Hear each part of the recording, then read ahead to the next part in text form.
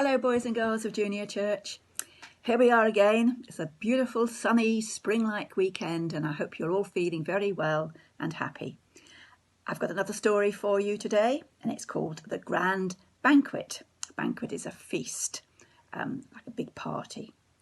And this story is one that Jesus told. Now Jesus, we know, told his friends and all who followed him many stories. And we call these stories parables because they all had a special meaning. And this is one of the parables. We think Jesus told it to his friends and his family possibly during a feast or a banquet, or certainly during a meal, because that's what this story is about. This is it. A very rich man, possibly a king, decided to give a great feast or banquet for all his family and friends. Oh, what preparations there were! Only the very best would do for this king.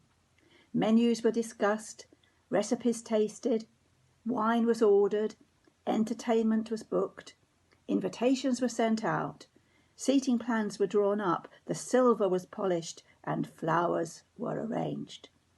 At last, after months of preparation, everything was ready.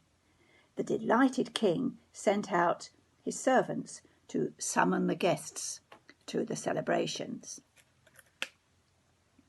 But the servants returned alone. Trembling before the king, one by one, they gave the pathetic excuses the guests had made. One guest said he'd just bought a field and he'd had to plough it. Another said he'd just bought a herd of oxen and needed to do some urgent work on his farm. A third said he'd just got married and couldn't leave his wife. The excuses went on and on. Of course, the king was very disappointed and deeply offended by the rudeness of his friends and relations. He ordered his servants to go and invite them all over again, but still nobody came. So the king called his servants a third time. This time, he told them to go out into the streets of the town and to invite all the homeless people they could find. The poor, the lame, the blind, he said, invite them all. I'm going to give them the party of their lives. Soon, one of the servants came back and told the king that his order had been carried out. But there's still room for more, said the servant.